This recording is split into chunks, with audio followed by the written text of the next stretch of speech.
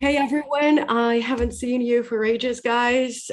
Thank you for following me here on YouTube. I hope it won't get blocked, but like anything can happen. Anyway, I want to record this session and I'm recording with my new microphone and I'm so happy about it. Let me know in the comments below if the sound is better.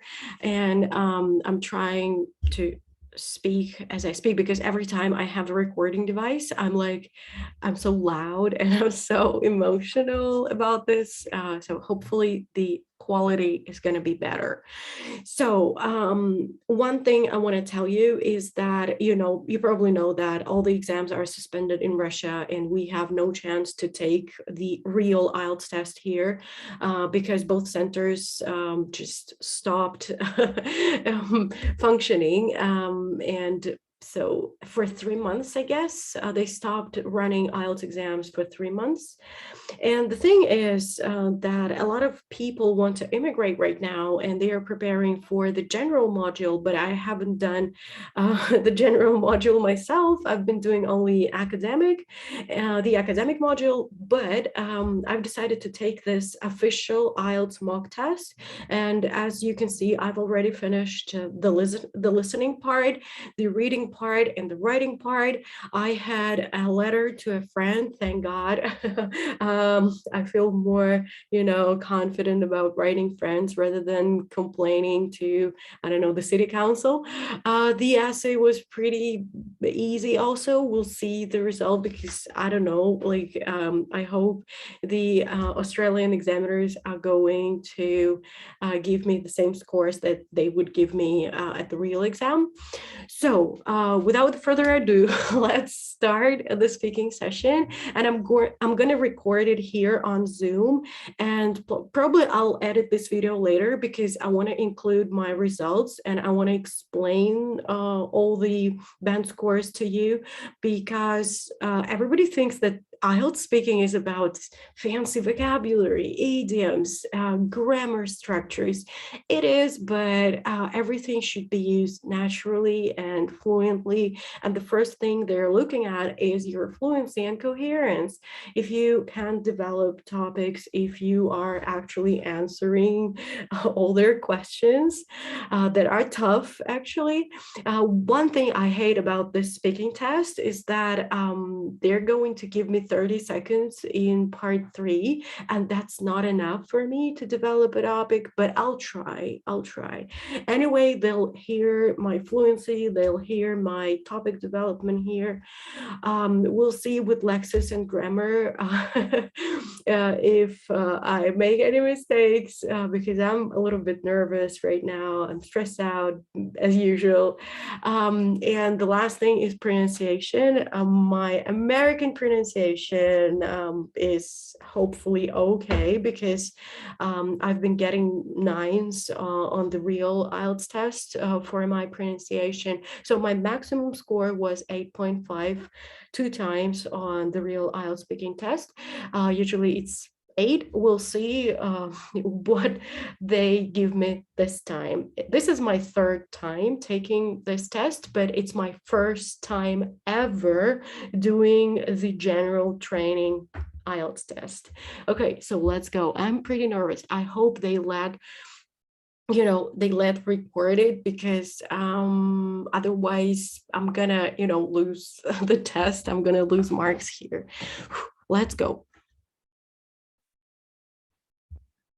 Oh, hopefully everything's gonna be okay. Okay, it's me, right? It will take approximately 14 minutes. You may use some paper and a pencil. Okay, I got it.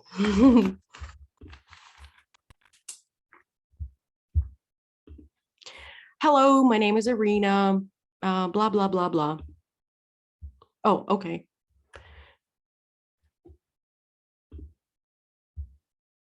Hello, my name is Irina. Blah, blah, blah, blah. Oh, okay. Now, in this first part of the test, I'd like to ask you some questions about yourself.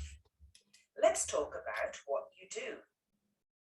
Can you tell me about any work or study you have done?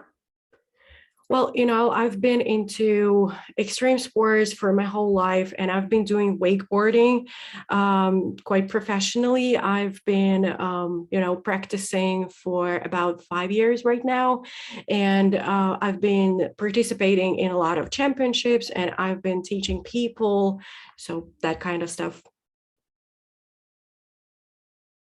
Why did you choose to do this? Because I like to teach people and I like when they face challenges, and this is something that I can come up with. This is something that I can help them without. And when they face their fears, for example, tackling that or this or that obstacle, I can help them with that, and that's great. What kind of work or study will you do in the future?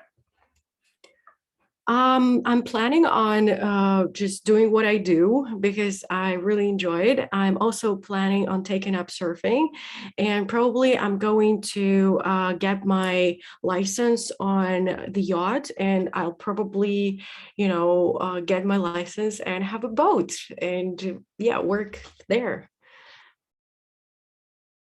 What kind of job do you think would be difficult for you? I would never go for being a vet because I'm really sensitive and I'm really emotional when it comes down to treating animals. And I will not be able to operate on cats or dogs or hamsters.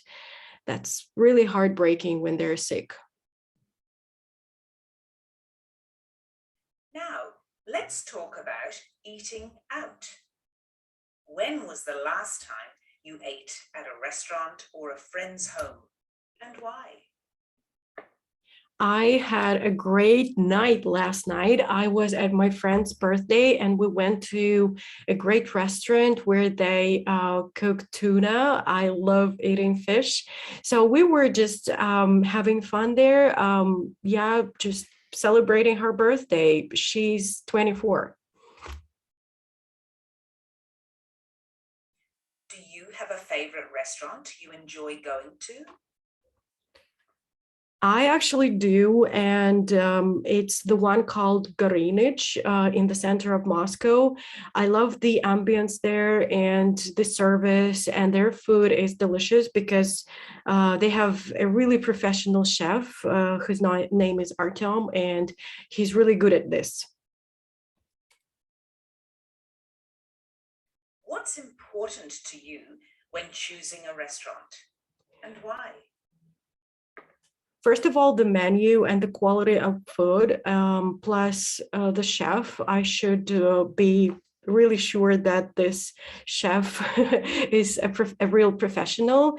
The third thing, I guess, it's the service, and the last is the music and the interior.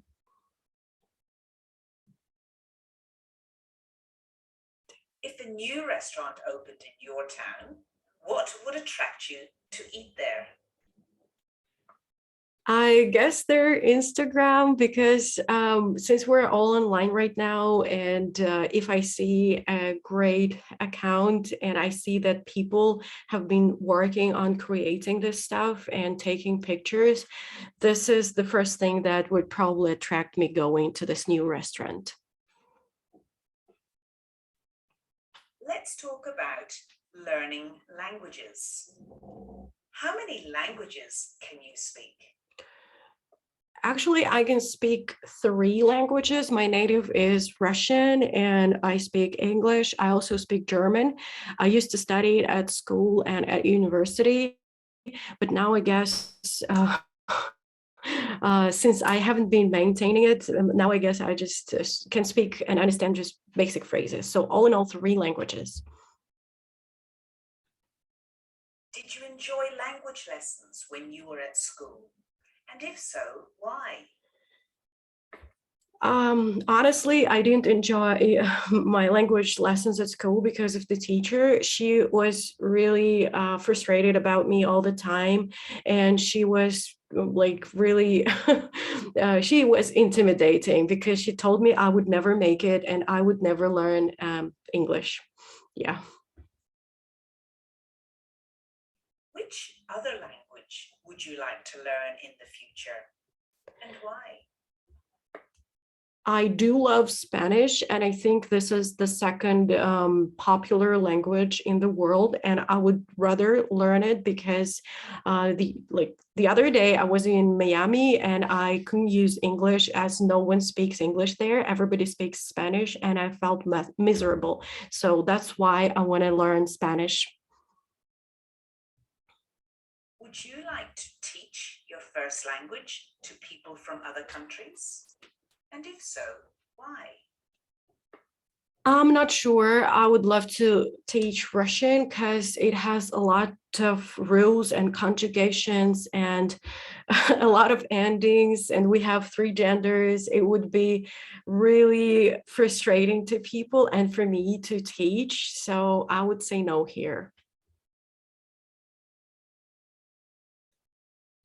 Now I'm going to give you a topic, and I'd like you to talk about it for 2 minutes. Okay. Before you talk, you'll have 1 minute to think about what you're going to say. You can make some notes if you wish. Got Do you it. understand? Yes. I'd like you to describe an older person you know who you enjoy talking to.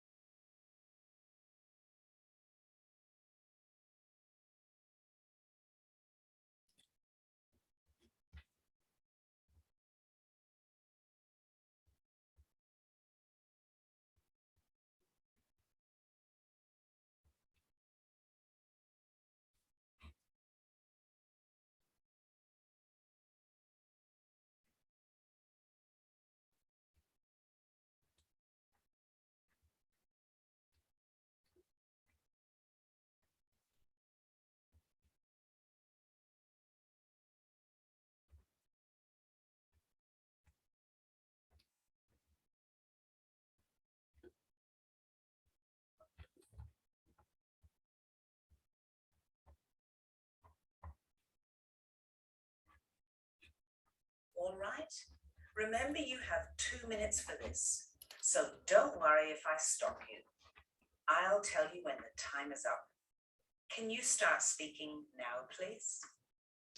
All right, I'm going to describe an older person I know, and this is one of my wakeboarding students. His name is Ed, and I don't know his exact age, but I guess he's over 50 now. And what I do respect about him is that he is like he has an amazing sense of humor, and whatever happens, whatever like he has a lot of negative situations in his life, and he's a really successful businessman. But since the pandemic hit, and then we have this situation in Russia, he has never been sad about this. So he has a great sense of humor, and he's really resilient. Another thing I love about him is that he's really approachable. By the way, I Googled him, and I know that he's married to one of the most famous TV hosts here in Russia on the first channel. Her name is Arena, the same name as mine. And I guess that's why we have this connection with Ed, because his wife's name is the same as mine, and he's pretty approachable, like bro. We can talk to him, and I can just treat him as my best friend, regardless his age, and that he has a higher status than me.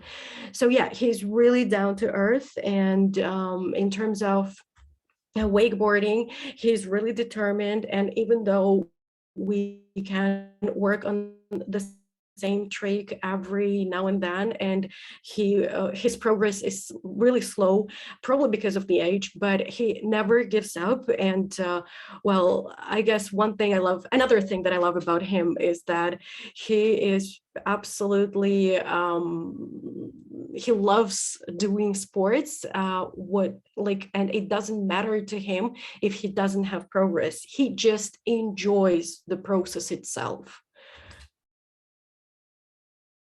Thank you. We've been talking about an older person you know who you enjoy talking to. And I'd like to discuss with you one or two more general questions related to this. Let's consider, first of all, grandparents. Why do children enjoy spending time with their grandparents?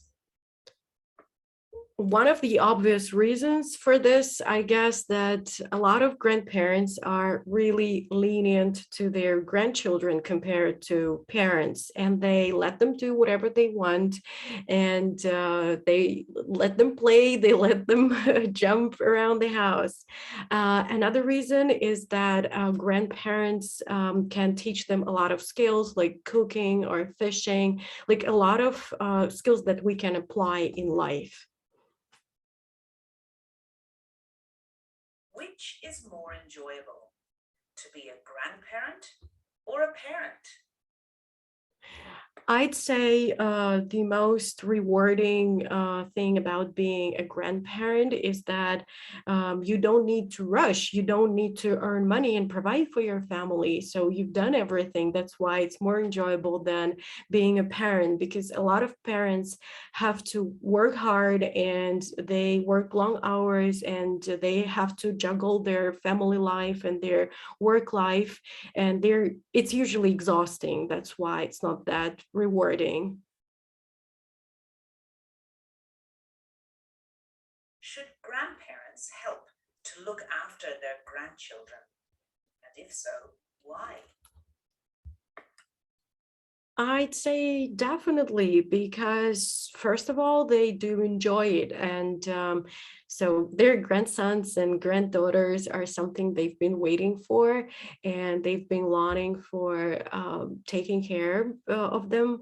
So I'd say this is the first reason. While the second reason is that parents do need help these days because they have to balance their work and their home and their kids, everything. What can children learn from their grandparents? First of all, as I've mentioned before, they can learn different practical skills. They can learn cooking from grandmothers, baking, whatever, and they can also learn driving or fishing from their granddads. I guess these skills lack in our modern life, and this is pretty important to acquire them from grandparents.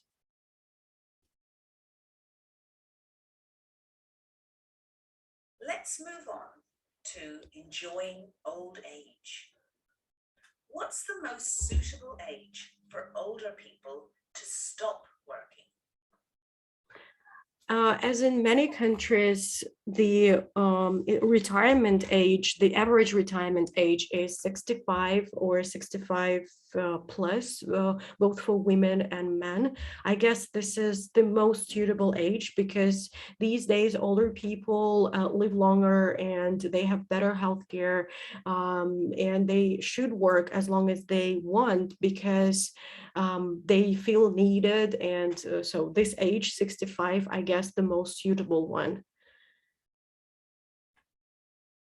In your country, can older people continue to work past the age of retirement?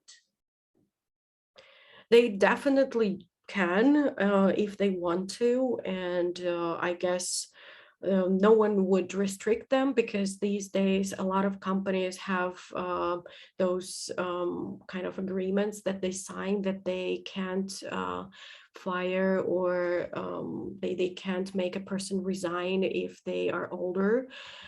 So yeah, a lot of people do work past their retirement age.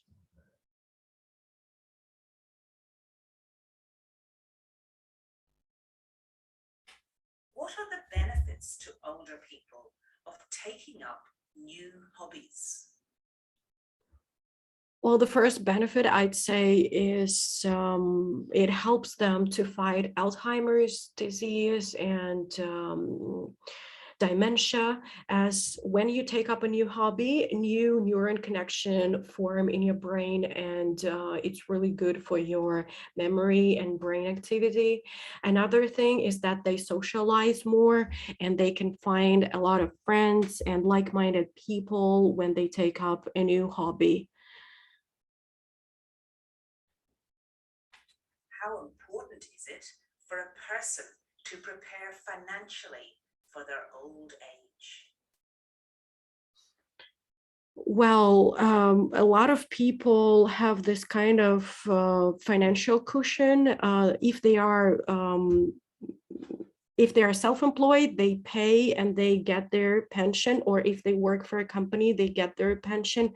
So it's absolutely important because we need to pay rent, we need to buy food, and if you don't have any financial cushion, it's going to be pretty hard because the official pension is low. Thank you very much. That is the end of the speaking test. Thank you. Oh my goodness, guys. I failed the last question because I was pretty tired of talking about older people. No, why? Why do they have this like old topic about older people? And I'm so lucky, just in inverted commas. I don't like this. I don't like this topic. So let me show you how this works. So we've uploaded this and it's done. Okay, so I have to send it, or probably it's sent automatically. Okay, we'll wait for the results. They promise us 5 days, I guess. Somewhere here they mentioned this. Okay, we'll see. Thank you very much for listening to me. I'll tell you the result later. So it's been a frustrating experience, as this topic is not really the topic I like. But we'll see. I didn't like my slips and slaps and laps at times, but we'll see. I guess there should be an 8, should be, and I'll explain why. See, I was just speaking. I wasn't just trying to cram a lot of fancy words. I was just relaxed and my fluency was fast. I was answering the question. I was developing the topic. Yeah, my pronunciation is clear and I was just, yeah, pretty natural. I hope so. So thank you very much for listening to me. This is the end of the video. And let me know if you liked it in the comments below. If you have any questions, shoot, I'll just answer all the questions you have. And good luck with your IELTS. Bye.